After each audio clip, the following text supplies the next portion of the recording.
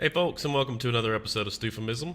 And today we are talking about the Elementalist, in particular the Tempest.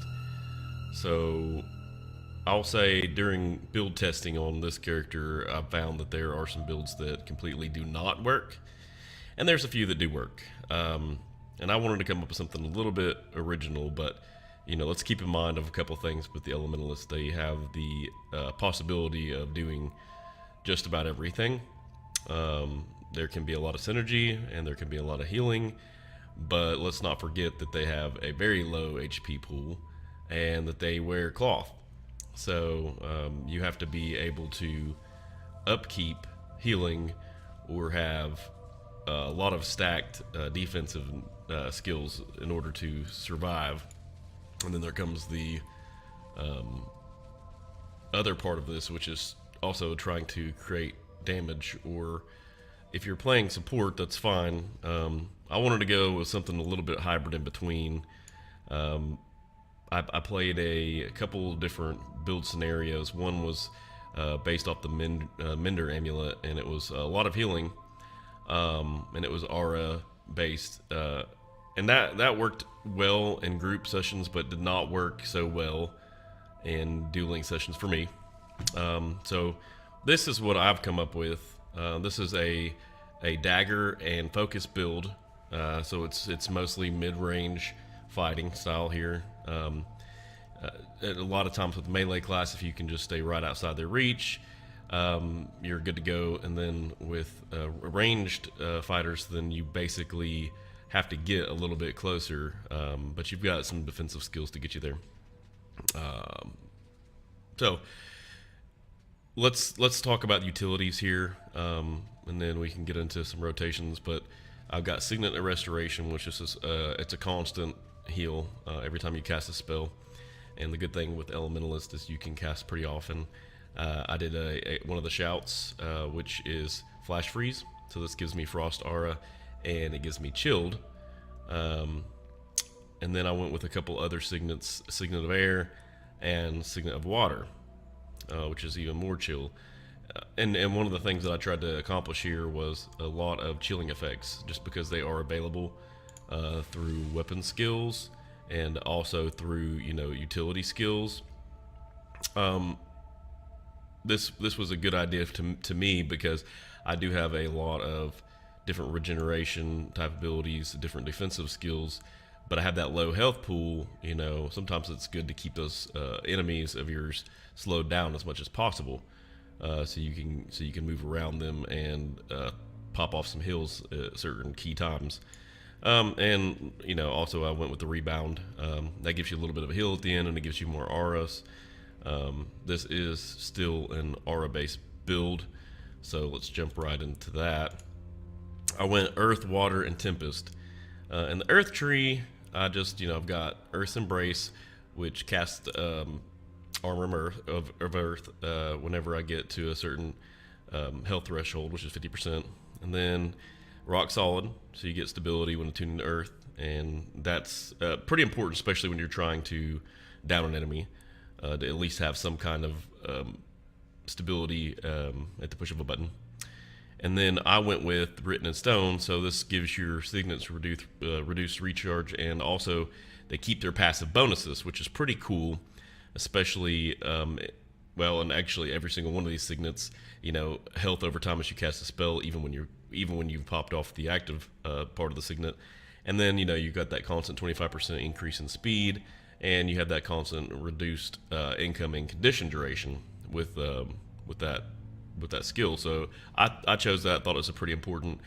Then in the Water tree, here's where your auras and stuff and your regeneration start kind of making sense in a synergy sort of way. But you gain regeneration and Frost Aura whenever you're critically hit. So there's an aura and regeneration. Cleansing Wave, you just remove conditions whenever you tune to water. I needed as much condition removal as I can. You always do now, so that's important. And then also, once again, cleansing conditions from allies you grant regeneration to. So if I get critically hit every 30 seconds, I'm going to be able to cleanse a condition from that. So that's important. Overloads grant an aura based on your attunement. So that's pretty important too. The invigorating torrents, auras you grant also grant regeneration vigor. So now is where we're getting into the synergy. Overloads are granting auras. Getting critically hit every once in a while, it's going to grant aura. So now you're getting regeneration and vigor every time. So that's, more dodge rolls. That's more constant regen. And whenever you grant regeneration, you also cleanse conditions. So there's more cleansing. So there's where that synergy comes in. And then healing allies that you grant aura to. So every time that we're granting an aura to ourselves, this counts as ourself too. It's also healing us 522 healing. So, and then grant frost aura to nearby allies when struck while below health threshold. So that's going to hit everybody and heal everyone all at the same time. So those are all pretty strong, mainly defensive traits that have a little bit of a synergy that work together and basically keep us going, which we need a lot. We chose the Night Amulet. Now that is stacked toughness, so it doesn't help our HP at all, so it doesn't really help at all against conditions. So cleansing is very important. Also mobility is very important. And then just to kind of make up for a little bit of health, and part of the reason is because boons now, they can be corrupted or they can be stolen. So you don't want to go just full-fledged regeneration and healing all the time when you have the ability to get some life steal from this rune. So I'm stealing life pretty consistently, and with this low HP, that can make a pretty significant difference, and you can kind of see here shortly with some video evidence of that. And then with the sigils, just sigil of purging for more condition removal, and sigil of escape. I can't emphasize enough how important it is to be able to move around and get away from people with this build. And so that's the gist of the build. And what I do like about Elementalist is you have almost some kind of ability to counteract almost everything, and everything seems to recharge pretty quick. You have access to a lot of skills, and you have a lot of passive type regeneration and stuff like that. So it's just a matter of mobility and wearing down the enemy. Or in group play, you may want to switch up to a support role and see what you can do. But the way I like to play is I like to try to keep the enemy pretty consistently chilled, which slows them down, slows down their recharge rates of their skills, so they're not able to pop off their skills as often, and that helps both in group play and both in solo play, which I will say this character seems to work better in good group situations. However, just as a demo, you do have a few stuns, a lot of chilling effects with this character, pretty decent heal. This would be more of a group heal type situation. You can become invulnerable. You can also block, rebound back, reflect projectiles. Sorry, can't talk today. And then you have plenty of cripples and such like that.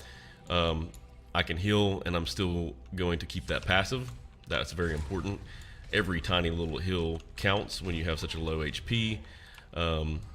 Plenty of auras, plenty of different kinds of damage to switch up in different situations, and plenty of mobility. I was trying to use this Signal of Air, so that's my stun break, which I found out you pretty much have to have.